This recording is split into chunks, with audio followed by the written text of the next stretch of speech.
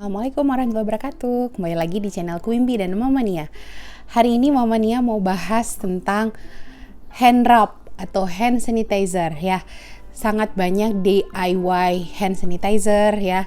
Terus banyak banget yang jualan hand sanitizer dengan harga yang kadang tidak murah dan bahan bakunya yang sulit untuk didapatkan. Sebenarnya seberapa sih pengaruhnya hand sanitizer ke mematikan virus atau bakteri patogen yang ada di tangan kita?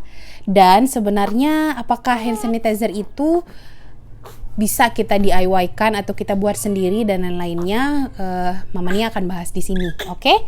Keep on watching.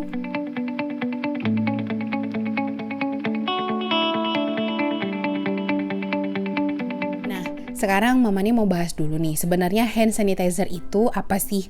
Hand sanitizer itu adalah pembersih tangan yang kita harapkan adalah virus, bakteri, dan kuman atau jamur yang ada di tangan kita bersih ya. Bersih dalam arti kata di sini adalah bukan yang steril, bukan yang 100% menghilangkan kuman atau bakteri atau virus ya, tapi dia akan mengurangi jumlah koloni dari bakteri atau kuman atau virus yang ada di tangan kita. Dan sebenarnya hand sanitizer itu tidak efektif digunakan pada tangan yang kotor. Jadi misalnya tangan kita memegang sesuatu yang benda yang berdebu atau yang kotor, kemudian kita pakai hand sanitizer, itu otomatis kan jumlah koloni atau jumlah bakteri atau jumlah tumpukan bakteri atau kuman atau virus yang ada di debu tadi yang kita pegang itu akan sangat banyak, dan apabila kita hand rub itu sebenarnya tidak efektif untuk membersihkan tangan kita. Nah, hal yang harus kita lakukan adalah mencuci tangan dengan sabun di air yang mengalir. Jadi sebenarnya hand sanitizer itu kita sudah gunakan dari semenjak dia ditemukan, dan petugas medis di rumah sakit juga memakai hand rub atau hand sanitizer untuk sebenarnya mencegah penyebaran kuman dari tangan kita ya. Kalau kita di rumah sakit misalnya kita mau visit pasien, dari satu pasien ke pasien yang lainnya kita wajib pakai hand rub atau hand sanitizer, karena kan tidak mungkin ada 10 pasien yang kita datangi 10 kali untuk mencuci tangan, kadang-kadang seperti itu. Nah, jadi hand sanitizer ini digunakan untuk mengurangi resiko penularan atau perpindahan kuman dari tangan kita dari pasien lain dari pasien satu ke pasien lainnya. Nah, begitu juga dengan kita yang sehari-hari memakai hand sanitizer.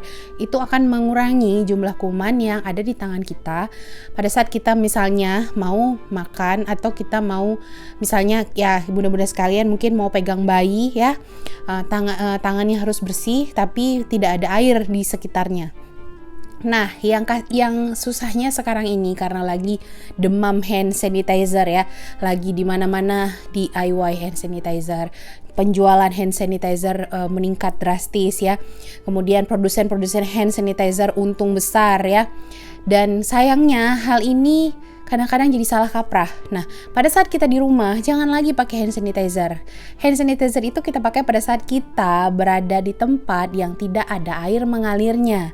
Kalau misalnya bunda pun lagi berada di luar rumah, tapi ada air mengalirnya, ada air yang bisa digunakan untuk mencuci tangan, cucilah tangan kita semua, oke? Jangan pakai hand sanitizer. Untuk pembuatan dari hand sanitizer yang mencampurkan alkohol, kemudian aloe vera dan lain-lain, kalau misalnya kita mau mencampurkan sesuatu, misalnya kayak alkohol 70%, itu kan yang kita perhatikan adalah ketika kadar alkohol itu tercampur dengan zat bahan yang lain, nah itu apakah menjadi kadar alkoholnya tetap di 70%, karena menurut penelitian virus akan mati di 61% sampai 70%. Sebenarnya yang paling baik adalah hand rub atau hand sanitizer yang sudah terstandarisasi, sudah dibuatkan oleh produsen yang memang khusus untuk meracik dari hand sanitizer. Tapi kalau misalnya kita mau buat sendiri, kita harus perhatikan tadi kadar alkohol yang kita pakai tidak kurang dari 61% karena pencampuran dengan bahan yang lain, misalnya dengan aloe vera atau dengan essential oil. Dan yang pasti sebenarnya kalau alkohol itu bercampur dengan minyak, yang Mama Nia baca adalah dia menjadi berkurang kadar dari alkohol tadi, atau efektivitas dari alkohol untuk membunuh kuman atau untuk mematikan kuman akan menjadi sangat berkurang.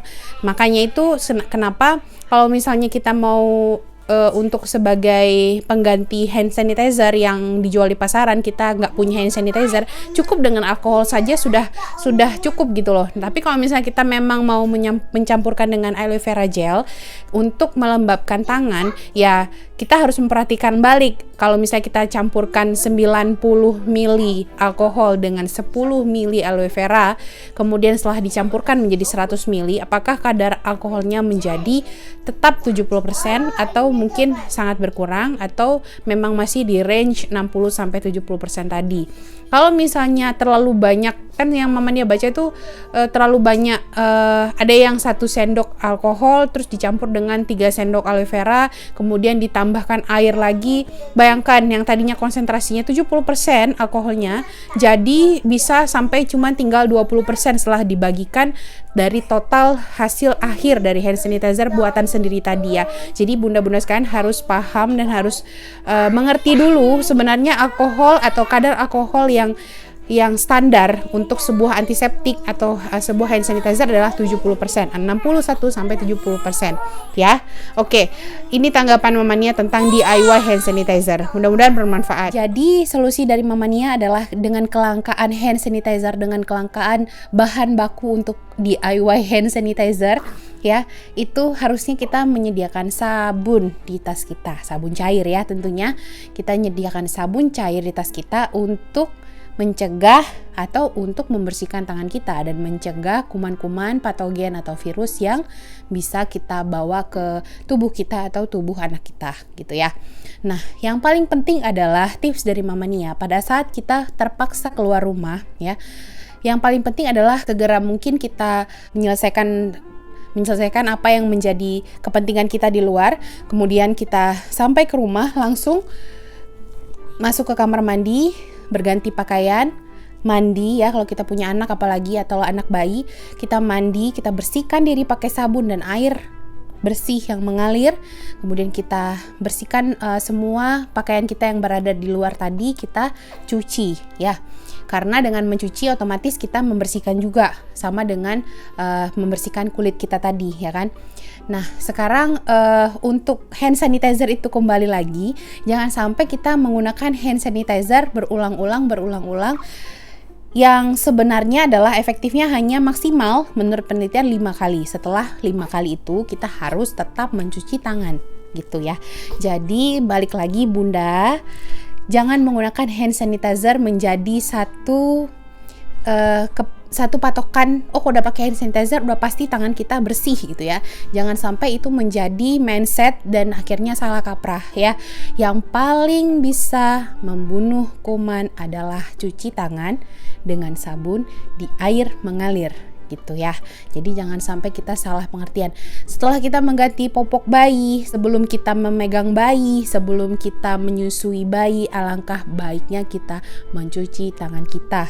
Dan satu lagi, handphone itu kan sebenarnya sumber dari berbagai, jadi sumber dari kuman ya. Jadi kalau mamanya dari dulu sih udah kebiasaan alkohol swab itu pasti ada di tas, dan di sehari itu pasti ada bersihin handphone dengan alkohol swab, karena memang kita punya anak dan kita harus menjaga tangan kita supaya selalu bersih. Dan mamanya selalu biasain Quimby itu mencuci tangan, nggak cuman sebelum makan gitu ya. Kalau misalnya dia dari mana aja, dia main sebentar keluar, pulang selalu cuci tangan, cuci kaki, cuci muka, dan berganti baju. Itu yang Mama Nia sering terapkan dari dulu sebelum dari corona ini sendiri, dari covid yang heboh-heboh covid ini. Oke, sebenarnya perilaku hidup bersih sehat itu sudah menjadi program pemerintah dari sejak tahun berapa gitu, udah lama ya. Nah, sekarang ini menjadi sangat ngetren karena kita sedang berada di suatu pandemi, yaitu suatu keadaan wabah yang besar di seluruh dunia yang mengenai beberapa benua, sehingga kita menjadi sangat aware terhadap pola hidup bersih sehat gitu.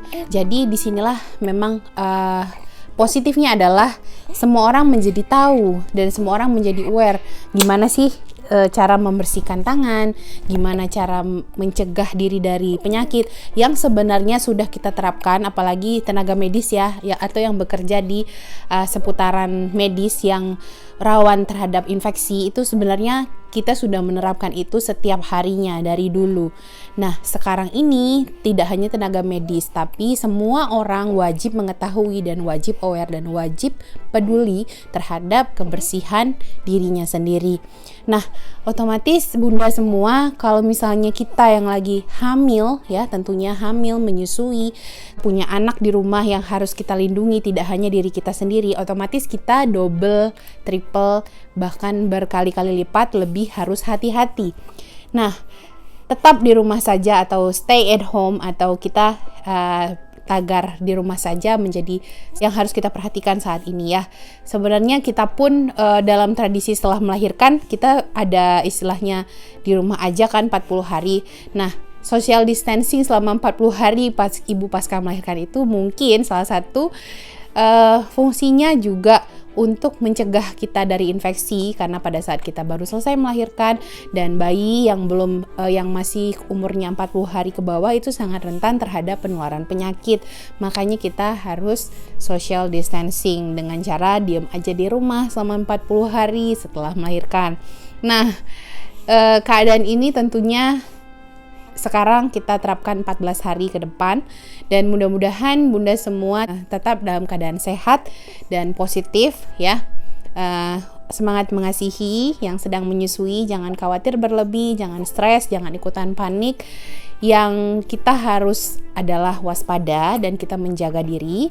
Jangan panik, jangan khawatir, jangan cemas, karena kalau kita khawatir, cemas, akan stres dan akan mempengaruhi produksi ASI kita, Bunda. Kita panik berlebih sehingga kita menyetok segala sesuatu berlebihan, secukupnya aja ya. Mau itu pembersih tangan, sabun pencuci tangan, hand sanitizer, atau makanan-makanan untuk stok 14 hari ke depan, secukupnya saja ya Bunda, agar hal ini tidak berefek ke orang lain gitu ya. Mudah-mudahan kita semua tetap sehat. Amin, amin ya robbal alamin. Sekian video Mamania kali ini, mudah-mudahan bermanfaat. I'll see you on my next video. Bye. Assalamualaikum.